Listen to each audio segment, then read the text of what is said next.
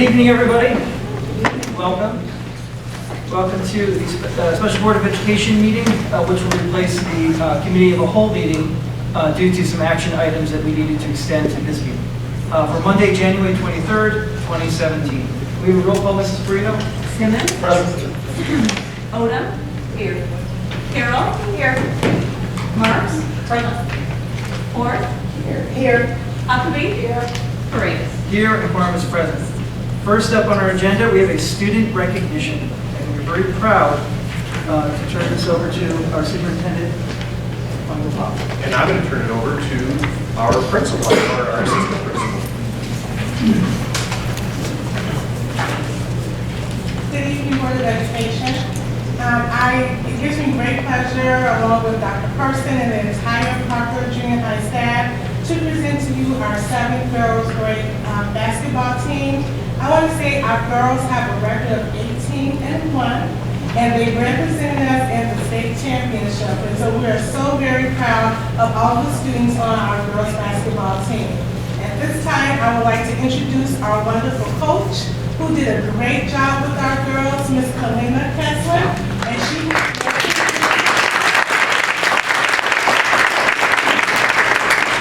Ms. Kessler will introduce our girls basketball team. Hi. All right, so like Ms. Fountain said, we went 15-0 in our conference. We won the conference championship. Then we advanced to regionals, won the regional, then sectionals, and then we took 5th place overall in our region for state. So they did a really good job. So no particular order, just the order I wrote it down in. Isis Phillips.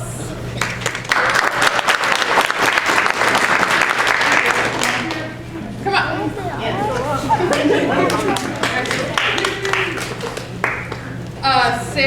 Sarah Doan. Jayla Brown. Autumn Turner. Aria Harrell. Nora Houston. Bianca Anderson. Diamond Carrington. Alexis Deans. Maya Gray, who's not here with us yet, and then we had 2 great managers who are not present, Michaela Smith and Kaylin Smith.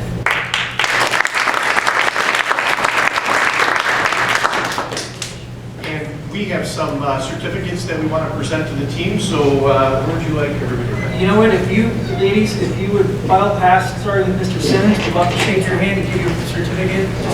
As a small demonstration of how proud we are. And then we're going to put you in the middle for a picture.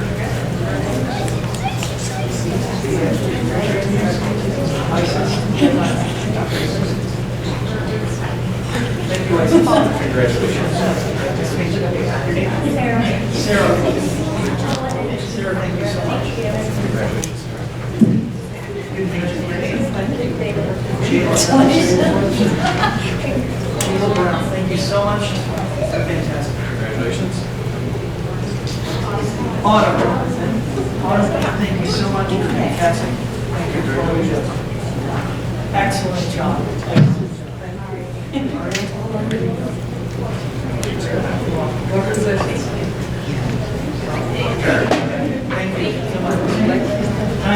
Mrs. Reed, thank you so much. Fantastic. Good to meet you. Thank you. I'm sorry? Lenora. Okay, Nora? I got yours right here. Thank you so much. You're fantastic. Bianca, you're fantastic. Thank you so much. Please accept this certificate as our students. Thank you so much. You're fantastic.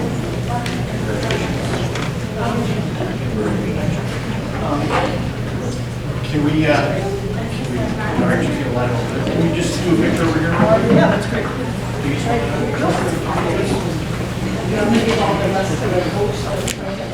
Oh, yes, that's great.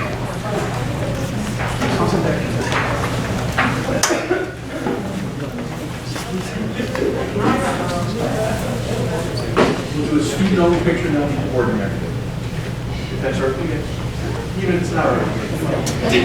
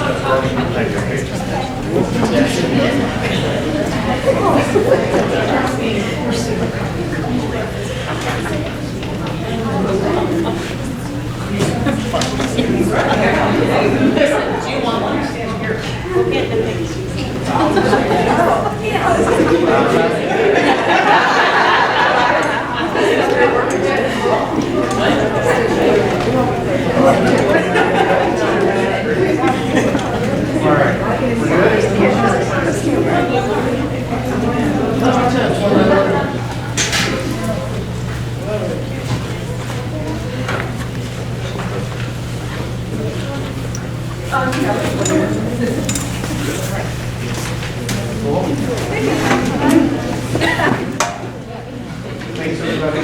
Congratulations, always band. It's my conference. Come on, Jaja. Let's have one more round of applause for our team.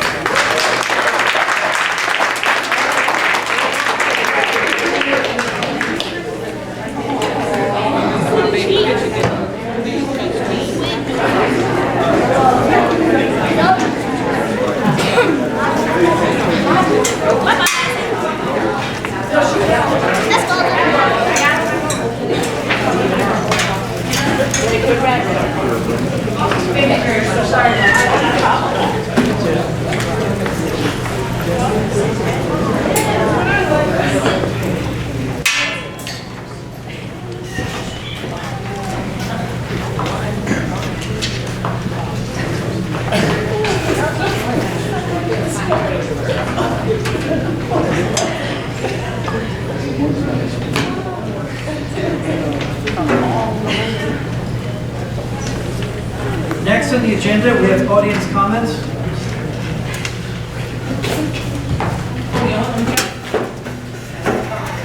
I know, big event. That's really the focus of the meeting is the kids. Hold on.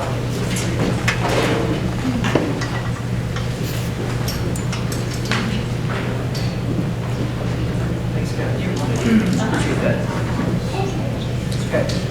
As no one has signed up for audience comments, we move on to the next item, which is a presentation and discussion. This is an informational item.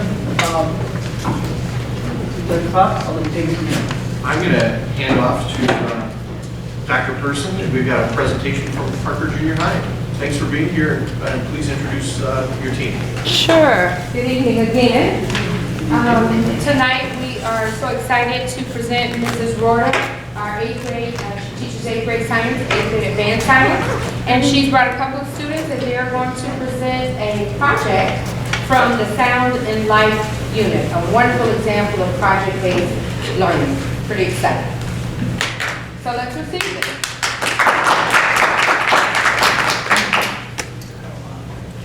Good evening, everyone.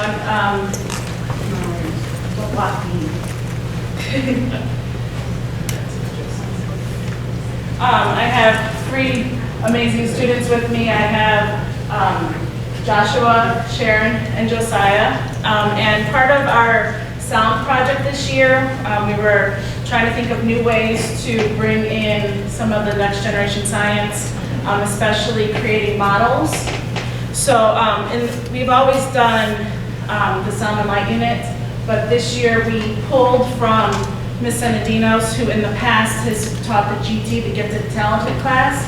And years ago, she had done this with her students, making models of the path of the sound waves. So we spent a good part of a month learning about sound and how sound travels and our ear and how it goes through our ear. And then the advanced class was tasked with a project to, on their own, come up with a way to model how sound travels through the ear. And I very purposefully left it open for them to try to figure out on their own what that would look like.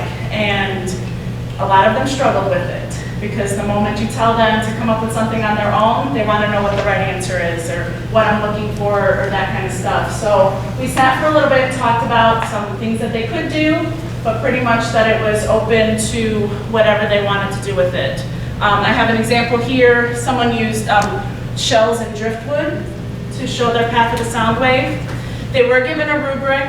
The rubric said that I needed all of the parts of the ear labeled somewhere on the project. I have one here. They used a funnel for your pinup and a piece of tubing for the ear canal. And then they had to also include from our notes how sound travels through the ear. So we put it into 7 steps of how sound travels through the ear. So they had to include it. So like this student wrote it in there in his model that he made with clay. Another example, this one is kind of fun because I'll do a mini science lesson for a second. You have 3 bones in your ear, the hammer, the anvil, and stirrup. And if you can see, the student actually found a mini hammer and stuck it in their model, so that was kind of fun. This one is kind of fun because it just uses a whole bunch of stuff to show the different parts of the ear. The pipe cleaners for the cochlea. And then this one is fun because they found a letter C at a craft store for their pinup. My 3 friends here, Joshua, Sharon, and Josiah, had 3 very different examples of what they did. So I'm going to turn it over to first Joshua. For my outer ear, I used a funnel to represent the pinna and the ear canal. And then for my middle ear, since the middle ear amplifies the sound, I used a tambourine. And then the drum itself represents the eardrum. And the symbols represent the hammer, the anvil, and the stirrup. And for my cochlea, I use a water bottle because like cochlea has a little bit of liquid in it, and the cap represents the oval window. So that was just outside the box thinking that was so cool. The fact that he thought of the tambourine was pretty awesome. Sharon's project. Go ahead, hon. For my ear, I just used clay and, well, this part's Play-Doh and then this part is clay, and then I just painted over it with some acrylic paints. Awesome. And then finally, Josiah. Josiah came to me and said, do I have to do it like this? And I was like, you know, you can pretty much do whatever you want. So I'll let Josiah take over. So when I first heard about the project, I kind of had an idea of what I wanted to do. So I just asked Ms. Ward if I could do it in a different way. So what I ended up doing was I made several different scenes that use Nerf darts to demonstrate the path of the sound wave, and I use household items to demonstrate that. All right, so we're going to play his video.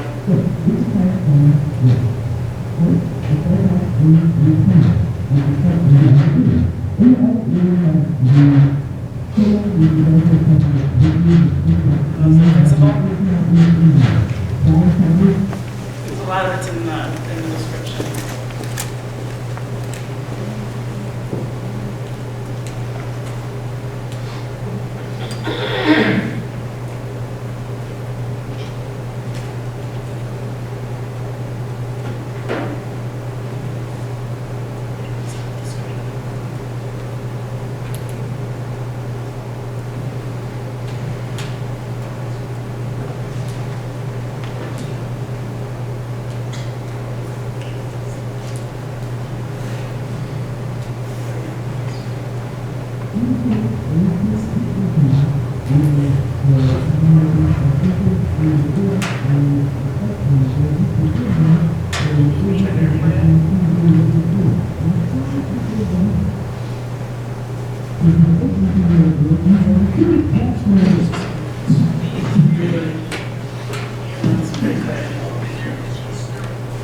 Can I make a suggestion? Actually, this is other than a great idea. Put the microphone up to her. Can you hear it now? All right, I'm going to start over because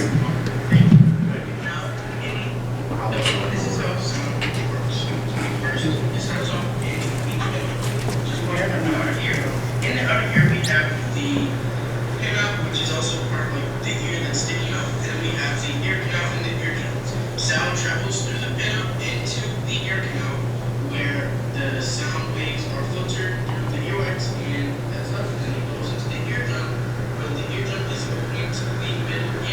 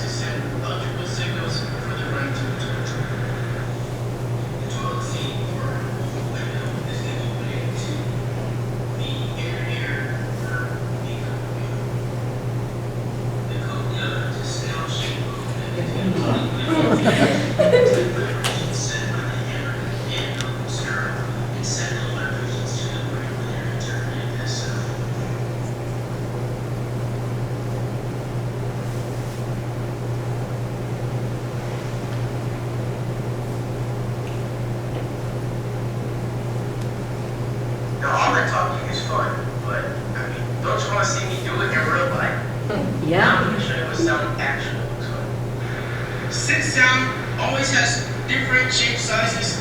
I have used Nerf guards that are of all different colors, which represent the sound waves. And I use your imagination a little bit because I do not have any portable sound waves. Same with the representation of the ear, because I don't have any big ears to shoot sound waves into. So bear with me, but this is going to be awesome.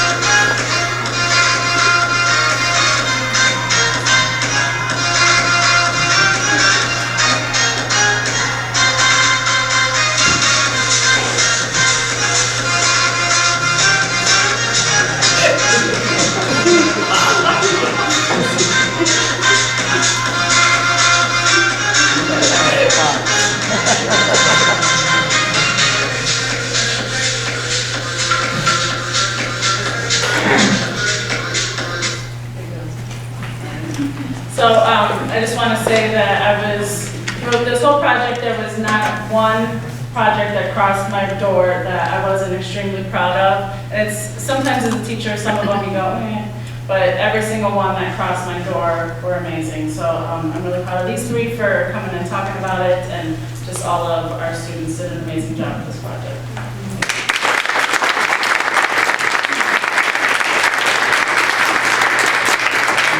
Before you get too far, we can have the four of you come on to the middle of the table here. We'd like to thank you with the certificate and take a picture with you. So if you come on over this way. Thank you so much. Yeah, let's do it that way.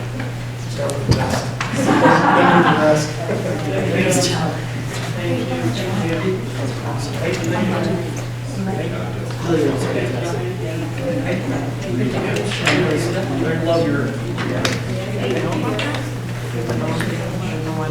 Anything else in the picture? Yeah. Thank you so much. If you want to come back over this way, if we get the board over this way, we'll just do it right here. We'll go over there. Yes, we'll all face on that way. We'll stand behind here.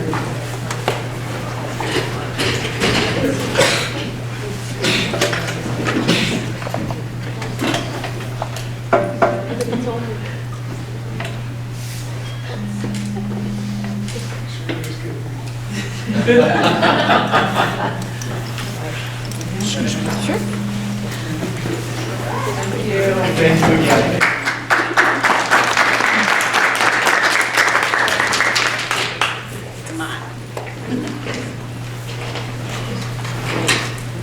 I think I would have been a much better science student if I had this too. And the students in class. Yeah, absolutely.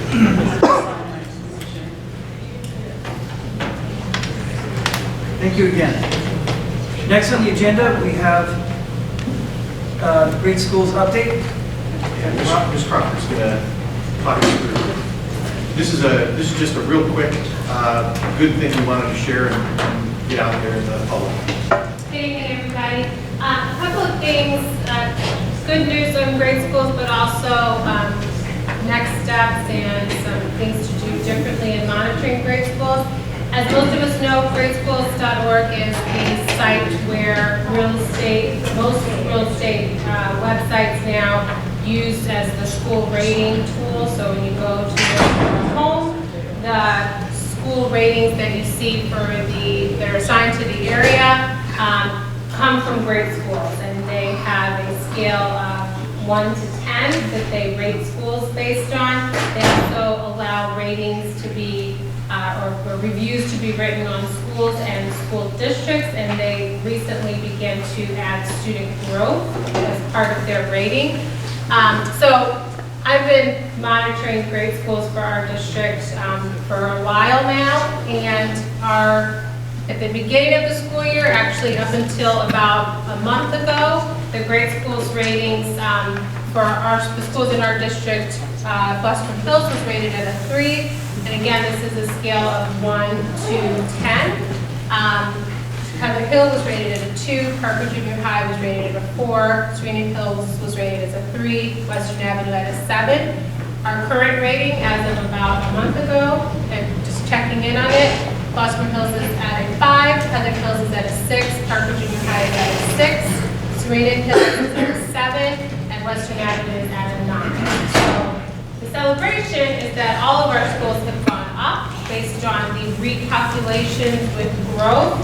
Which is a really great thing for our community. It's a wonderful thing to see that progress.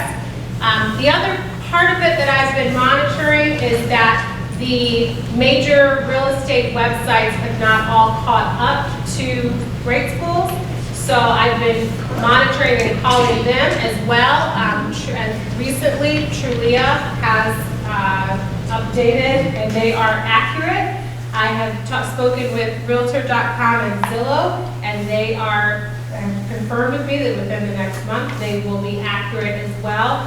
But as all of us understand, as this being our community, how important it is for these to be publicly accurate, and also for us to understand that now with the student growth factoring into our ratings as a district, we'll need to really be mindful of that, and also mindful of the fact that every time the Department of Education releases scores for the states, grade schools updates according to them a few months after that, or on a cycle after that, and then the real estate websites will update after grade schools.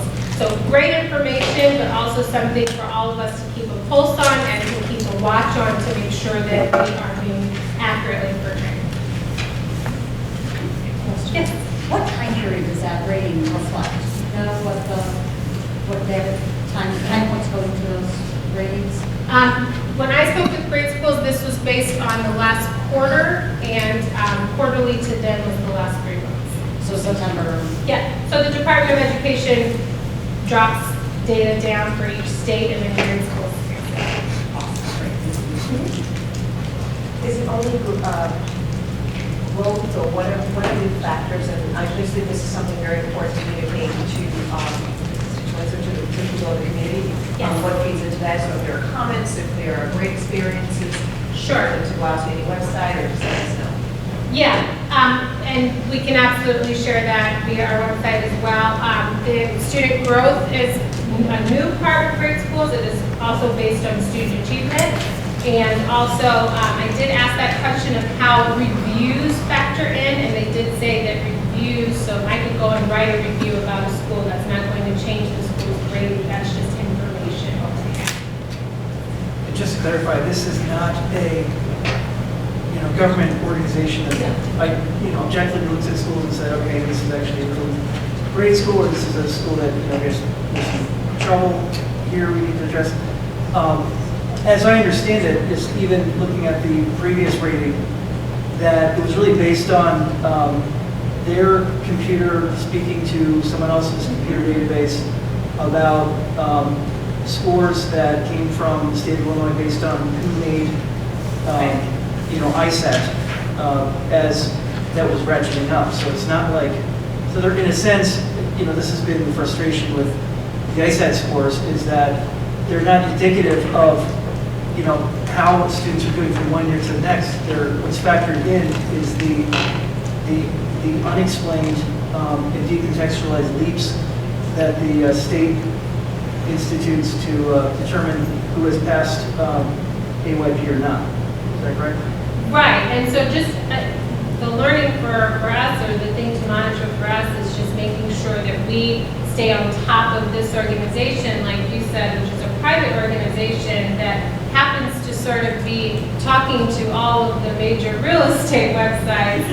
This is not the state of Illinois Right. running this, and it's not our school district running it. So it's really important that we stay on top of this organization to make sure that they're accurately portraying the Right, district. and I think that the gravitas behind that is, well, whether you like it or not, people are looking at that. Absolutely. Similar to they're looking at Yelp to decide Right. if you're a good dry cleaner. You know, it's not, it's not a, peer-reviewed system of deciding whether you're actually, knocking things out of the park. Because I know that we've had just some fantastic success in this district that not reflective of even what's current ratings. When you look at some of the park data, where our schools are way ahead of what the state has done as a whole. I mean, and I don't think that certainly this is indicative of that. Certainly looking at Flossmoor Hills, Flossmoor Hills is just a tremendous school that I flatly disagree with their current ratings. But again, I think this is a result of a web-based information service that gives a brief sketch for what their computer interprets data for another database, that you've lost that sense of the human beings of it. Anyway, that's my 2 cents on that. But thank you, appreciate that. Yes, thank you. So I will stay because I think I'm next. Just make it work. If there's any comments or questions to follow? If there's not, we'll move to the next agenda item, which is the math curriculum.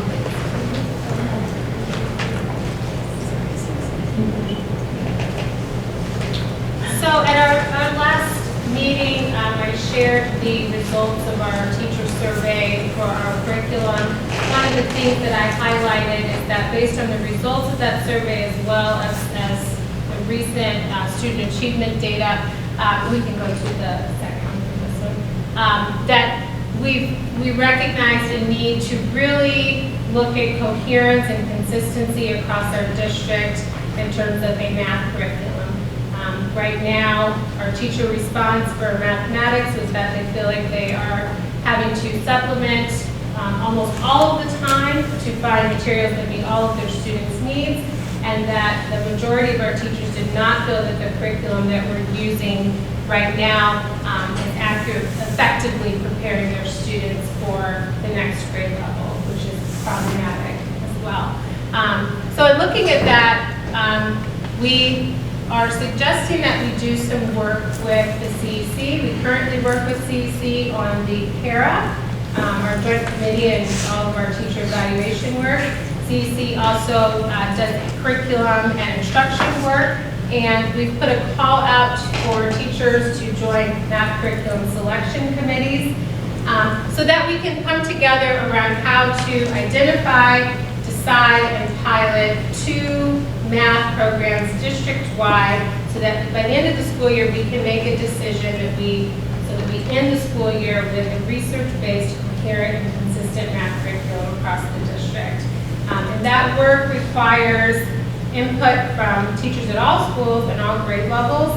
It also requires the support of our principals, of course, and of course, district providing the tools and the time necessary for teachers to be able to do that work. The process that we are suggesting for CEC to support us through is really important because it's different from what we've done before. In previous times when the district has looked at curriculum, it's been more of a take a look at it versus take a look at it and also try it out with your students. Use a research-based protocol to come back and tell us how it worked, and we can make some informed decisions on whether or not to move forward with it.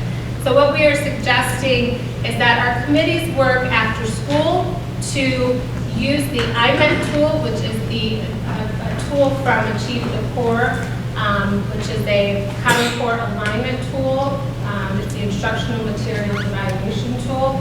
that helps teachers and principals and leaders look at a curriculum resource and determine its level of alignment to the standards as well as its alignment to the district's needs. So the committee would work on that to identify from a list of 4 curriculum materials. Right now we have selected Math in Focus, Go Math, Connected Math, and Eureka Math. Those will be the 4 that we'll take a look at. And through the course of the February dates through the April dates, we will go through 2 curriculum pilot cycles based on the narrowing down of 2 of those tools. So the committee will whittle a list of 4 down to 2.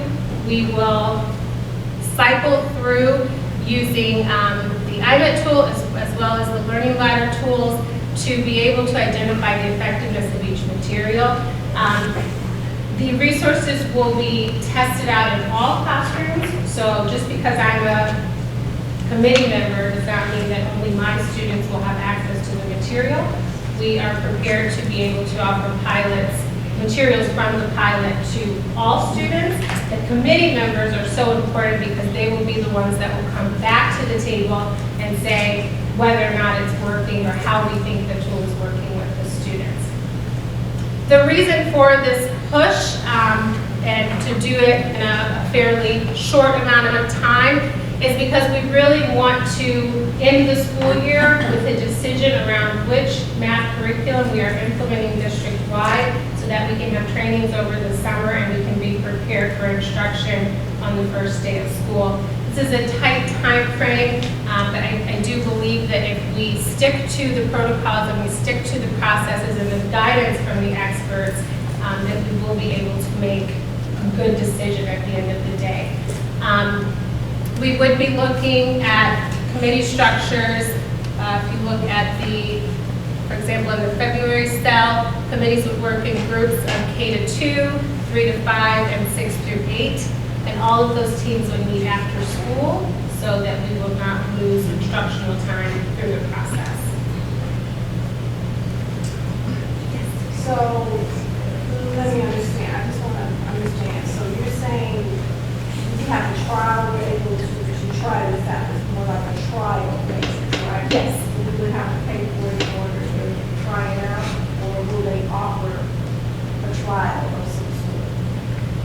So we have already ordered samples and pilot materials from the curriculum companies that we will be able to use for the pilot. We may need to pay if there's a small fee to buy samples of the workbooks, for example.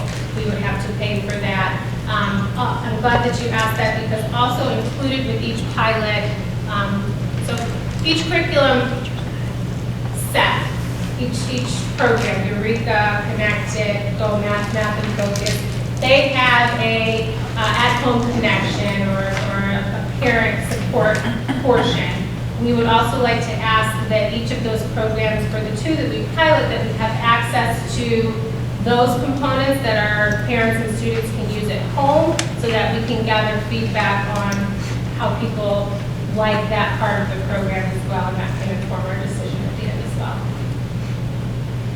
So the committee will decide on 2 of the programs to pilot? Yes. And I personally like the idea of being able to test this out in the class and have some real life data that you can pull from to help inform decisions later. But how will piloting these 2 programs impact the regular daily instructional time in the class? Yes. So what we've worked out, and I think that's such a key question, we talked through that with the principals today as well. The way we've designed this is that teachers would start the pilot with the resource wherever they are in their curriculum right now. So whatever standards you're working on right now is where you would start in Connected Math or in Math in Focus or in one of the pilots. We do not want this time of year, throw everything out the window and start on day 1 of this pilot curriculum. That would not be good for students. It would also break up the flow of our school year. What we're asking is for teachers to find where you are in this curriculum, use the resources as they fit for what you're working on right now, and be able to share feedback with us or with the committee on that. So it would not disrupt the current instruction. That was really important in designing this. Yes. Is this, are these programs at all linked or partnered with NWEA, or do they utilize park stores as a starting point for groups to help differentiate learning groups? So I think I'm understanding your question. My focus when I met with CEC over the break to start planning this was for them to, I asked them to select the most Illinois Learning Standard and Common Core aligned programs that we have. Yeah, because and we've talked about this at previous board meetings. You know, NWA is aligned to a different set of standards than the park assessment, and we really need to be focused on the Illinois Learning Standards and making sure that our students are prepared for one target that they will be measured against at the end of the day. So those 4 programs were recommended by CEC? Yes. If I can also add that the other part of this is that we also made sure to include the programs that Homewood and our neighboring schools are using as well. That's really important. They can be included in the pilot, but we want to make sure that that's actually really beneficial, that as we do the pilot, we can also hear feedback on how this works for Homewood, or what doesn't work, or why they like it and don't. Refresh us on the determination and the composition of the committee. Sure. For the members of the committee, yes. So I put out, my office put out a request for teachers to participate, and I laid out some objectives for the committee: review, analyze, pilot, be the catalyst for this back at their buildings, making sure that accurate information comes back to the committee, collect critical feedback from their colleagues about the effectiveness of the pilot or not, and also be the decision makers and the change agents on the committee to make sure that we follow through with it. Through that process, teachers sent letters of interest to me, and we accepted those as well. And how large is the committee? Right now, we have 22 people, and that's not including myself and CEC as well. And so how will you decide, because I'm assuming that all teachers will be testing both programs. So how will you decide which teachers, which school, who will be piloting what? Yes, so it goes in 2 cycles. So everyone will, the first cycle, everyone will be piloting the materials for that first cycle. We'll collect the data and the understanding and the feedback on how that went. For the second cycle, everyone will pilot the second, and then we have those last meetings to make a decision. So everyone will get a chance. There may be, depending on what the committee decides in those first 2 meetings, where we make the decisions on which way to go using the tool. There may be some hybrids that are designed if 6 through 8 wants to combine with another program, but that would be up to the committee. And more importantly, it would have to be based on the non-negotiables of the district's needs, as well as what the standards-based tool that we're using says about its effectiveness. So at the end of this cycle, what do you envision reporting back to the board? Yes, great question. At the end of this cycle, I hope to report a celebration that as a district we have decided to district-wide pilot one of the, not pilot, but identify and establish one of these math curriculum materials, and that we are ready to go to order, process, and train our teachers over the summer.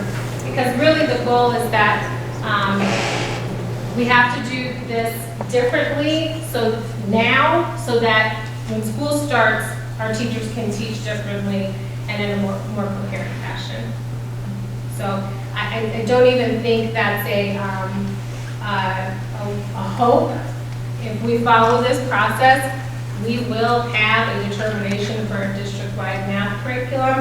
And my hope would be when we administer that same survey towards the fall or middle of the school year, that those responses from teachers about our curriculum will be drastically different. And are the teachers going to be provided, who will assist them on evaluating the two programs? Is there a set of tools that they'll be using to evaluate? How do we know that all teachers will be looking at the same thing as they are evaluating through the cycle? Yes, so that is the role, a couple of things. That is the role of CEC to help us do that and coach us through that process. That is also the role of the committee members. And they have a big job to not just sit on the committee, but enact the pilot in their building and collect the data on the effectiveness of the pilot. And that is a heavy lift for them, and that's why they will need the support of CEC and their tools to make sure that they can do that effectively. Yes. I think I heard you say that all four have a parent support component. So will the teachers use that, and will you be interested in feedback from parents and what it looks like on the home side? Yeah, so I asked CEC to be sure to identify programs for us that have that piece. And then we went back and asked the vendors and said, if we did this pilot, would you be able to open access for us to utilize these materials at home so that CEC can come behind the cycle and do a survey for parents so that we have that piece to know how's it working at home as well. And we, based on my conversations with the vendors, we would not have full, total access to everything that they offer online, but they would be able to give us a sampling of resources to use at home. Do you have a copy of that? Yes, you should. Would you email it? It's under the action. That's why you don't see it in this section, in discussion. The item we dropped into section 5, I believe it is. That's why you don't see it there right away. 5B. I can just add one more thing that I didn't want to forget. I think it's really important based on the survey results and the student achievement data, not just for math, but for all of the subjects that we collected feedback on, that we really become more focused on processes that will help us grow as a district and help us make decisions that will stick.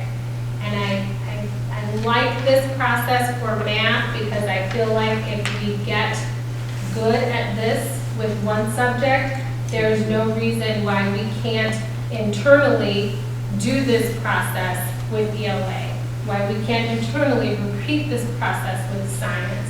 But I feel like we need guidance and support, and we need to get good at this in one lane so that we can move it to the next.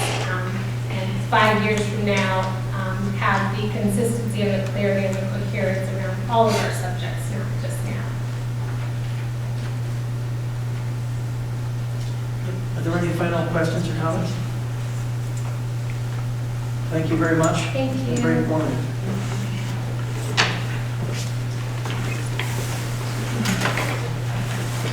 Next on your agenda, we have a discussion of substitute and lunch aid salaries.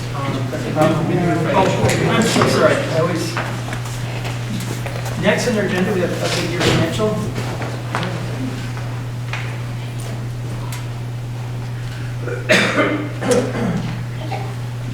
We're at about the half-year point. December, really January, is more our half-year point when you start looking at where expenditures are. So let's just start on the revenue side. To date, of the $33.2 million that we have budgeted, we have received $15.2 million. This is the remaining amount. So the remaining $18,054.3%, which is not quite half. As a matter of fact, it's a little less than half. So why? State of Illinois. The state has been paying general state aid. They've not been paying anything else. So all of the mandated CATs, so beyond the first line, everything below this, these amounts here are amounts that have been vouchered and sent to the comptroller and are sitting there waiting for payment. Okay? So at this point in time, the state owes us $1.3 million. We do not have the first or second quarter mandated CATs paid. They paid the last quarter of last year on December 29th. So those are the only amounts that we see in our mandated CATs for the state right now. We have absolutely no idea if any of the mandated CATs are going to be paid this year. Nobody will give us a straight answer. I was at a SCOPE meeting today, and Peg Agnos, our legislative wonder girl, will be down at the State Board of Ed tomorrow, and she's planning on asking that question again, point blank, because we can't get a straight answer. So I don't know whether we're going to see all of our money because this is the piece that's sitting out. These are the amounts that are still unvouchered. Again, take that 2.4 out of here, because at this point they are paying general state aid. But these amounts here, I'm imagining, are going to have the same thing happen. They're going to get vouchered and held, and we don't know when they're going to get paid at this point. Okay. So this is one of the things that we're keeping a close eye on now. In the past 10 years, as we've gone through these cycles with the state, they have eventually caught up and paid everything. And for a while there, they had caught up on, but who knows? That's too much. On the expense side, we're coming in at about where we should be. I've added in this encumbered amount here, so you know that encumbered amount there, those are the salaries. So we still have about 28% of the budget left unspent, and that includes the encumbrances of the salaries. So we're looking good on the expense side. We're right where we expected we would be. The concern is more on the revenue side and what the state of Illinois is going to do. So from a fund balance perspective at this point, right now we are trending revenue slightly higher than the expenditures at this point in time, which does give you a slightly higher fund balance than you had at the beginning of the year. Now it's really a question of what happens with the rest of this. But as you recall, we were pretty well balanced. We were, in a small margin.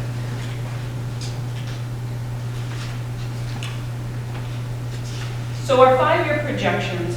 We started, as you recall, we purchased into PMA Forecast5 Analytics Model 5X. I have spent a solid day at PMA and started building our model. So this is kind of my sneak peek. Let me give you an idea of what I've been up to and what you'll be getting. This projection model gives me the ability to come up with multiple scenarios, which is really nice. One of the ones that I'm putting in there right now is, okay, what if the state doesn't pay us at all this year? What does that do to our next projections down the line? What if they do? What if, all these what ifs. Within the model itself, we've built calculators. So we have calculators for the property tax revenue, we have calculators for general state aid, we have calculators for salaries and benefits, and it's all really depending on what we build into the back of this model. I've been working with our consultant at PMA to tweak those models based on how we do business here and the pieces that I'm working on right now, especially with them are the property taxes and the salaries and benefits, so that I can break down the salaries as to different groups that we do and how our benefit structure is a little bit different, and we can really just model that out for the next 5 years.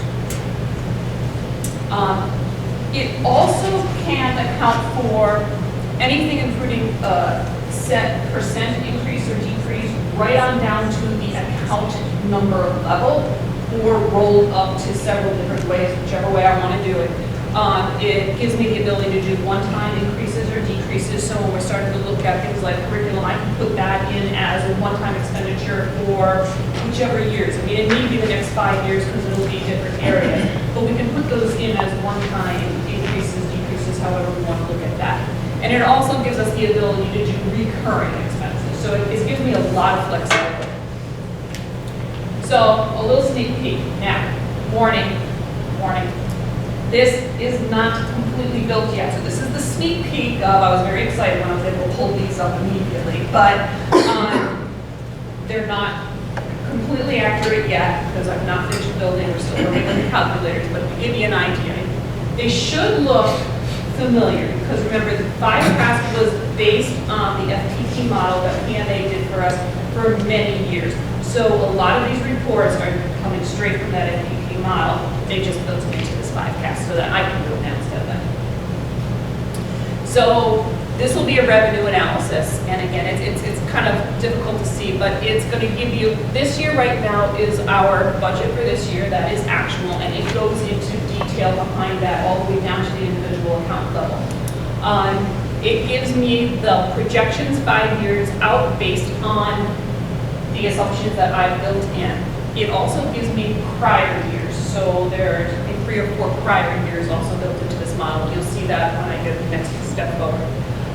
It'll give us different charts, so how much money is in, property taxes, et cetera, and then a revenue projection going forward. It gives me the same sort of analysis on the expenditure side, so that we'll be able to see where we're going. And then my favorite, and I know you're going to recognize this chart. But now this gives me the ability to say, okay, so here from 16 back, those are actual numbers. 17 is our budget year, and then 18 forward would be our projections. These are your numbers within the fund and by year. So you'll see the years are down here, so the different colors are the different years, and then you'll see the fund underneath and a reflection. And why I say don't panic on this one yet, I mean, for example, take a look at what happens here. The education fund all of a sudden showing this huge deficit, but your transportation fund is showing this huge increase. Those property taxes aren't right yet, because they should be in ed, but because of the games you're playing with having to put money into transportation and transfer it over to education, that's what we're working with right now to say education fund will always be taxed at its maximum rate and be pulled off of that transportation. So that's the piece that we're still working with the calculator, which should make this look better. The top numbers here are going to be your ending fund balance for the years. Your bottom line here is going to be your low point in the year based on experience and timing for revenues, et cetera. Okay. And again, though, I mean, even with the very, very sketchy numbers we have in there, we're still in okay. And I did build in a pension cost shift into this model so far. So I'm playing with all of the assumptions and what this is going to look like. I am hoping within the next couple of months to bring you a fully built model with what assumptions we're doing and even be able to show you different projections based on different assumptions. And then at that point, the sky is the limit. Give me what kind of assumptions you want to see. We'll just throw them in there and play it out. Okay. I'm very excited. I'm such a geek. This is so great. Okay. But that's kind of where we're headed. Any questions?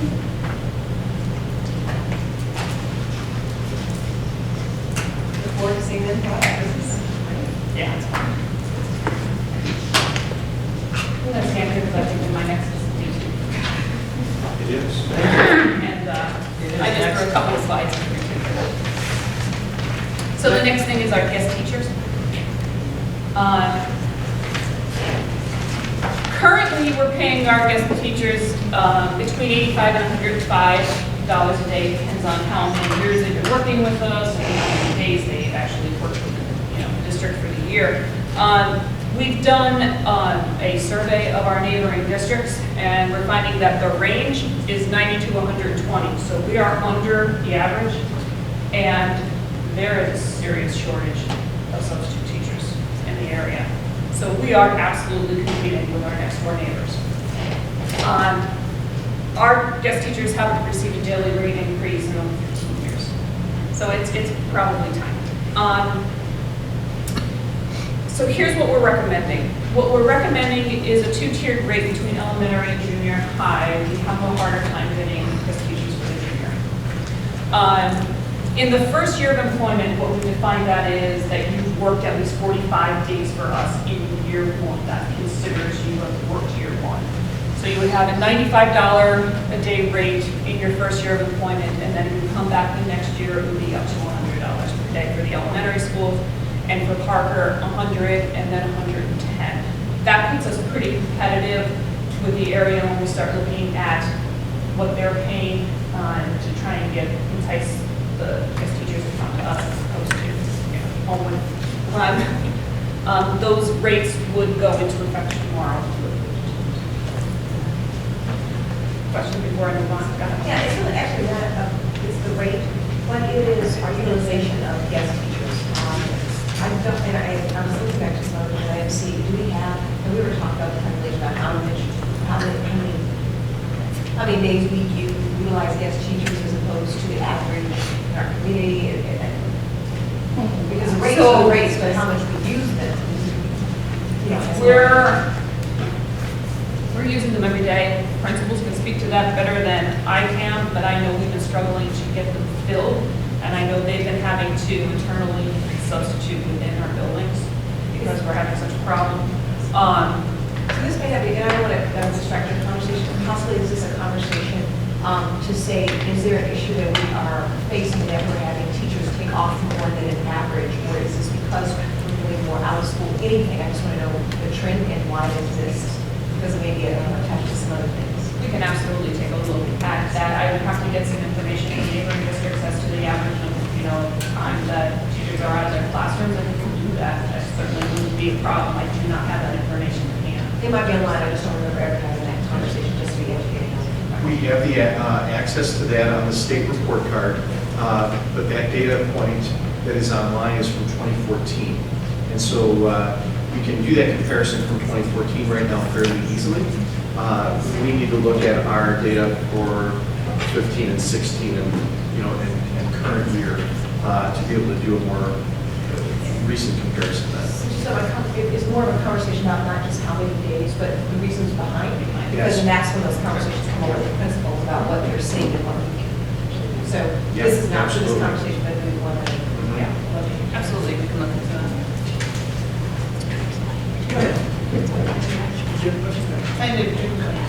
My question was, 15 years ago, what was our,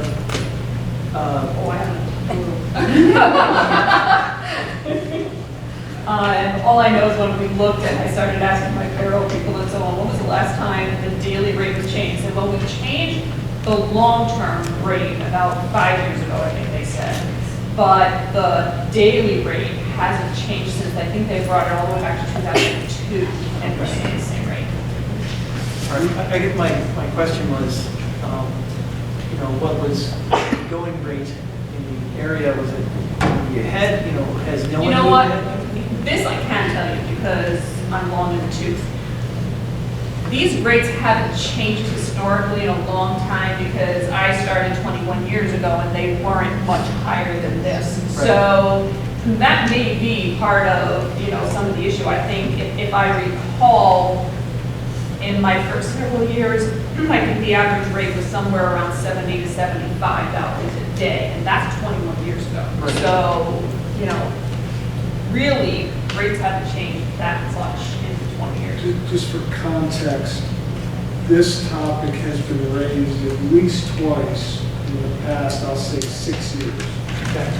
Both times, the feedback was we were still able to attract quality guest teachers, and so the rate didn't need to be reduced.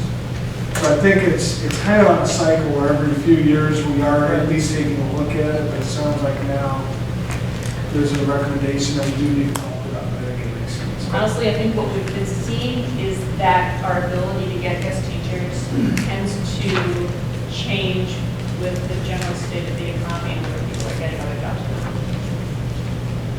There's a conversation going on at the state board level about requirements for guest teachers. So there's conversation about the raise the bar so high that also be on the economy limited in our pool. An article I read said that the state's experienced at least 600, a shortage of 600 per day across the state. And so they're looking at it from a few different viewpoints. Our viewpoint right now, as Fran said, was smaller pool, we've got to compete, or we keep losing out on some of those guest teachers that might be with us.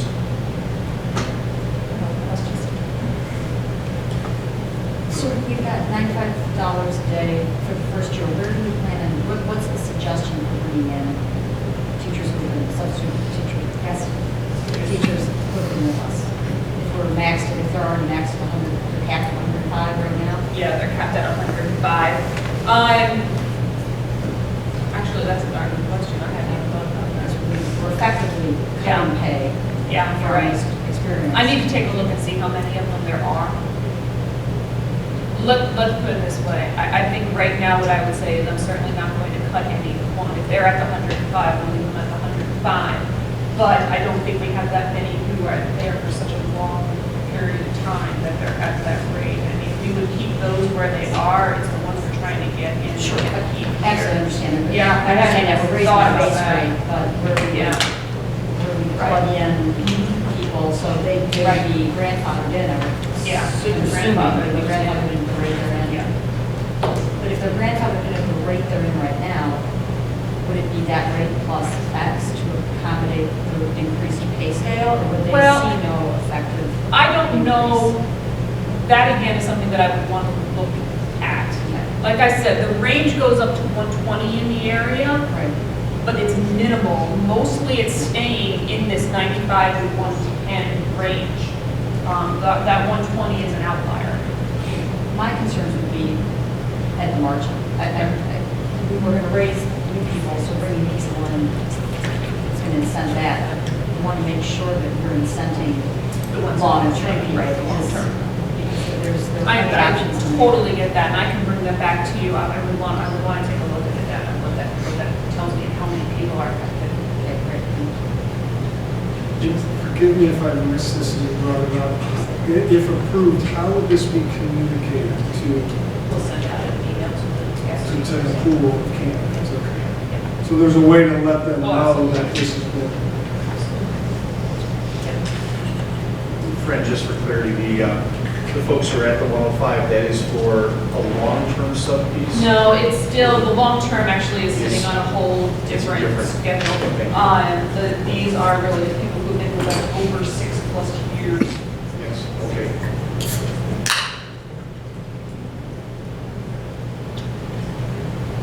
The next group are our lunch aides and our paraprofessional substitutes. Parapros, not being certified teachers, we don't have very many of them, don't have, they don't have a substitute certificate, they just substitute for our paraprofessionals. A lot of times our regular substitutes are substitutes for our paraprofessionals as well. So we have a couple of them, not very many. And we have our lunch aides. Also, historically, what we've done is pay them at the rate that is step 1 of the paraprofessional schedule in the NDA contract, which has gone up to $12.15, which is an increase of 10 cents an hour. So we're asking to stick with what our past practice has been and make that the rate.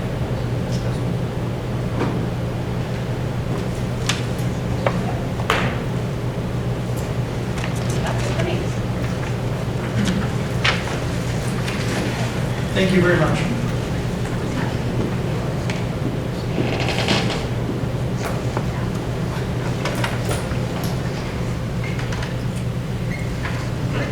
Next on the agenda, we have approval, we have some action items. We have the approval of purchase of classroom libraries. Dr. Bob?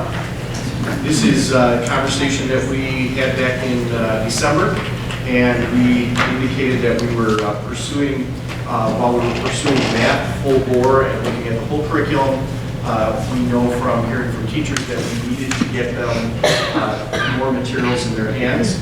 Amabel put together a great proposal. We asked her to go out and make sure we got the best price, and she has worked our vendors, and particularly with one extremely well, to get us a lot of materials, classroom sets that can be used pretty much immediately when they arrive across grade levels. And if anyone has questions, I'm going to ask her to jump in to answer those. But we didn't bring it last time because we wanted to make sure that we had the right price and the right product. We bring it to you today asking for approval at a cost of $31,117.66. And in your board packet, there's a detailed outline of what we're going to get for those dollars. Can you tell us the source of the fund? That local fund, we do have a line in curriculum that will sustain this. When we start looking at the full math curriculum, depending on what the timing is, whether it would be in this fiscal year or next fiscal year, then we'll have to take a look as to whether we're going to amend this budget or not. There wouldn't be enough money in this line to support a full curricular purchase in mathematics anyway. So this is local feasibility for all buildings.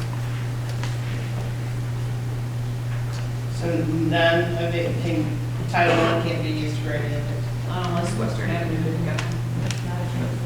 Well, I understand that Western is not a Title I school, but does that mean that the other schools could not utilize Title I and then we use a separate pot of funds to support purchasing this from for Western? What the law says is that you have to develop your core set and then Title I comes above it. So if Western Avenue is getting that and the rest of them are getting it, that's your base, if you will.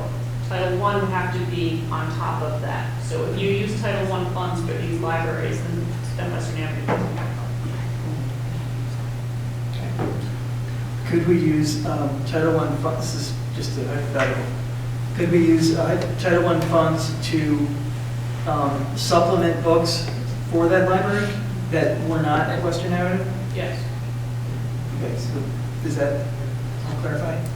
And it really is an issue of supplanting versus supplement, thank you. So that you're not using it for something that you would otherwise put into your budget and pay for everybody anyway. So teachers at the end of the schools of Flossmoor or Heather or Parker would be able to say, look, in their classrooms, they'd like to have these additional books and potentially use those dollars for that. Yes, again, they could build on top of that. So what you need to do, and that's what we've been talking about, for an extended period of time this year, is what is your base curriculum that everybody gets? And then on top of that, what do you supplement your title buildings with so that they get above? And is this the conversation then with the principals about, okay, now you've got the baseline, bring us back what it is and for individual, so we should look for that's maybe above this for else needs? So is there a formal conversation to have that so we know that the teachers have a roll up to the principals and the principals communicate that? Yeah, I'm like, okay. I'm like this, I'm like, what are you doing here? Yeah, this is where we're establishing the base with all of our schools, and then the building on or adding on, that is the long-term plan for title that needs to continue. But this is the conversation to establish what is the foundation for everyone. Scholastic put together other options for us, and so if a school were to choose to use some title dollars to add on, we already have some options that they can look at as far as titles. Are we having a Title I discussion next week? We sure can. I have on the agenda for, I do have a grant update on here. I actually have it listed in March, so depending on when we can get our, in a memo I put out late today, when we can get our and Fran will jump in when I misspeak here, when we can move all our salaries over into the title side that we were holding off on until after the contract was passed, that'll give us a much clearer picture. Like if you saw it now, you wouldn't see much in there because this big chunk of money hasn't been moved over onto the grant side. So as soon as we talk about where we are with that, then yes. I can tell you this, so the principals heard a very baseline conversation today about a two-pronged approach right now that we need. One is the one that all of us want, is that what is our philosophy of how we're going to use title dollars? And how are each of them going to define what they need for their buildings so that we're building that budget, for next year. The other prong, though, is the very real piece of what are we doing with our dollars right now? We don't want to wind up in a scenario like we wound up in the past, and so what's happening with those now? And so I know Amabel talked to them a little bit about that today. I chimed in for 2 seconds. They're going to be talking, I believe, next week, and then formally again, the whole group, the week after our next principals meeting. After that, I think I could give you a much better idea of where we are. Okay. It is coming, it is calendarized right now. I've got it calendarized as a grant update in March, but I can see if we can move it to February if we get that far.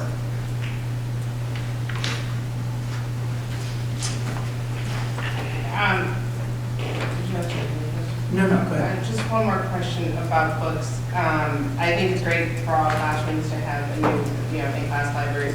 Can you speak to the status of existing book, like tech, where we are with textbook usage, and we have class. I have a student that's in 7th grade who's in his English class. I'm not sure if he's had a book at all to actually open up. They've been reading, during their literature series, but it's all been a PDF on their computers, and I know the book exists because my now freshman read those exact same books and he had the physical copies. So can we have an update on sort of how are we utilizing the existing books that are in the school already for some of our classes?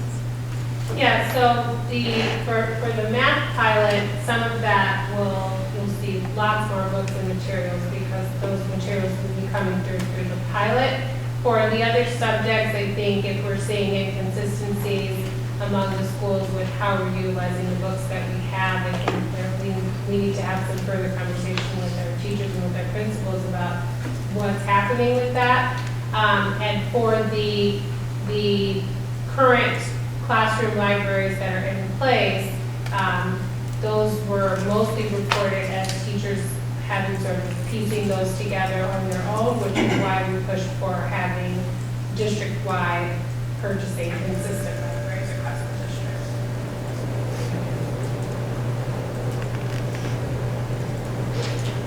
Are there any more comments or questions? Okay, with that, we'll move on to our next agenda item. We need to vote on that. Oh, I'm so So sorry. we're asking for approval on that one. I apologize. That's all right.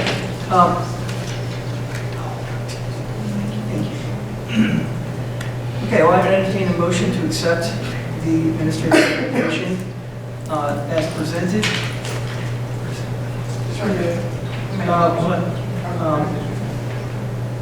For the purchase of classroom libraries. Mrs. Harrell?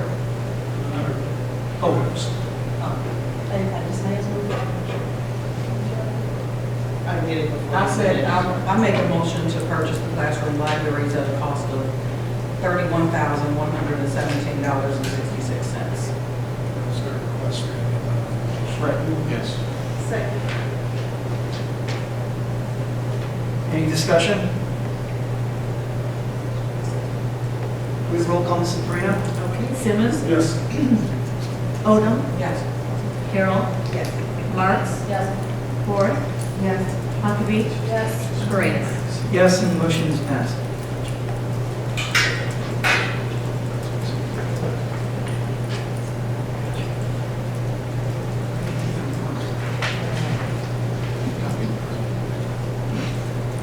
Okay, next on the agenda.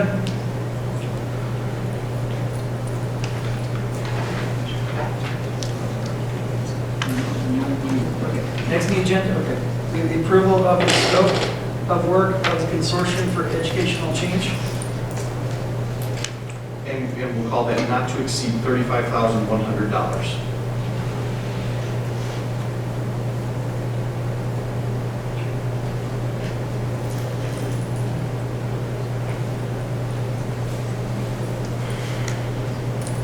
Okay.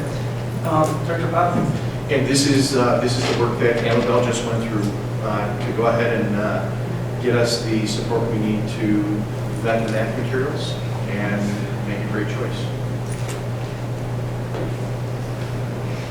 Make a motion to accept the recommendation to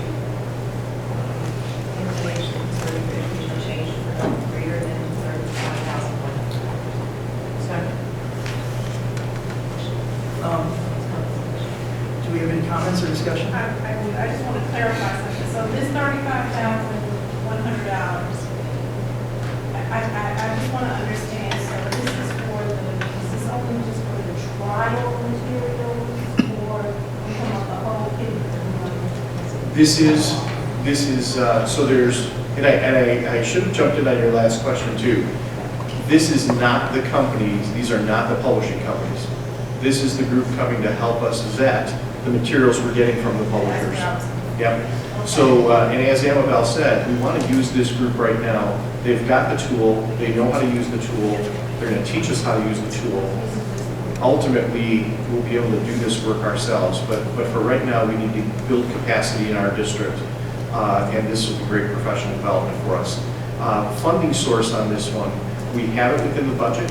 We had other consultants that we had listed originally in the budget that we haven't used or encumbered right now as of late, and so we're using those dollars for this instead.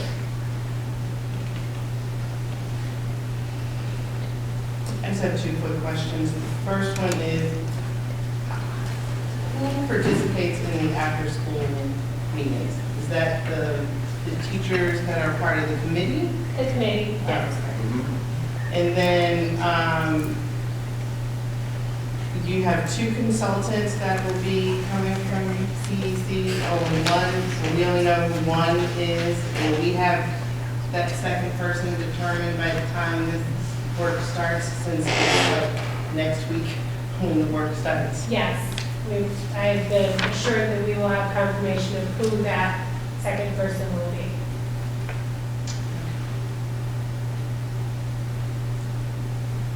Any other comments, discussion? Can we roll call, Mrs. Brino? Okay, Carol? Yes. Ward? Yes. Huckabee? Yes. Odom? Yes. Simmons? Yes. Marks? Yes. Paredes? Yes, the motion is passed. Next on the agenda, we have BWP and Associates Junior High School Principal Search. BWP did not come this evening to elaborate on this, because essentially they're going through the same search process as they were for the superintendent search. We had a discussion about this at the COW, and there's certainly further discussion. We should discuss that. But there is a letter of understanding that's attached to board docs that outlines basically the same features that accompany the superintendent search. The key feature in this is that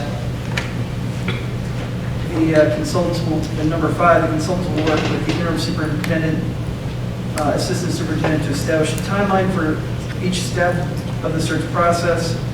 The culmination of the search will coincide with the naming of the new permanent superintendent. The newly named superintendent will be directly involved in the final selection of a new Parker Middle School principal for a recommendation that is sent to the Board of Education. Were there any other comments or questions?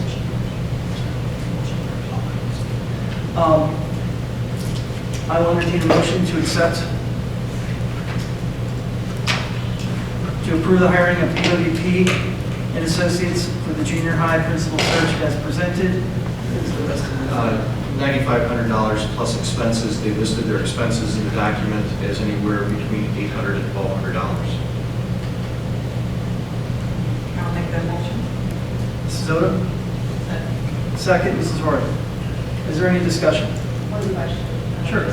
Here, one of the appealing pieces was that they were actually doing this and also get a discount because they were doing the other search. Is that Is that identified by what discount was that you would be? Yes, roughly, Is that a work here? I just want to make sure that's- sure. Roughly a full search would be 12.5. about 12.5. Is it here? Yeah, it's on, I'm sorry, it's in Yeah. the initial. Okay, thank you, that's it. Any further comments or discussion? I was just going to clarify, I think it's roughly 25% discount. Is it Okay. minimum? Yeah. That's okay. I've got a question. Sure. The additional fees, the $800 to $1,200 that would be tacked on top of this, relate to item, In 11. yeah, that's in 11, but they relate to item number 4, advertising in regional and national publications. We had talked about that with the superintendent search. We had not discussed that item again with the principal search. I guess my question is, of the candidates that applied for the superintendent position, how many were the result of the regional and national monies we spent? I don't have that information, but what I'll do is I'll talk to Mark Friedman, and then I'll have him get back to you this week. I once he can't vote gets on a- this without that information. Okay. Or I think we should consider how we vote on this. We could approve it. I would suggest amending to approve the 9,500 and not to approve the additional expenses until we know the answer to that question. That would be a suggestion. It's a not insignificant amount. Total. And their website, it's a lot. So the extra monies would be associated with advertising beyond the general area. The way this is written, additional expenses incurred would be solely due to advertising and recruitment out in national publications, regional and national publications. And so while we okayed that for the superintendent, we may want to revisit okaying that kind of option as it concerns the principals. Sure. Without them here, it's kind of hard to do that. So maybe we approve no more than 90, whatever the base amount is, and then talk to them whether we want to do the add-on the next time we're here. Okay, that sounds like a great idea. But certainly that won't slow I down don't the think that process. affects the timing. No, I don't think so at all. Okay, so then, I'll make the appropriate amendment to my motion to approve the hiring of BWP and Associates for the junior high principal search at 9,500 and table the expenses. until the next meeting, and Yes. make that as a discussion. First, we have a second? Second, Mrs. Hart. Any further discussion or comments? Mrs. Brito, we roll call? Okay, Forrest? Yes. Hoda? Yes. Carol? Yes. Marks? Yes. Simmons? Yes. Huckabee? Yes. Paredes? Yes, and the motion is carried. Next on the agenda, we have some matters for executive session. And at this time, I will entertain a motion to enter executive session to discuss matters related to personnel 5 ILCS 120/2 C1. I imagine will be an executive session for about an hour.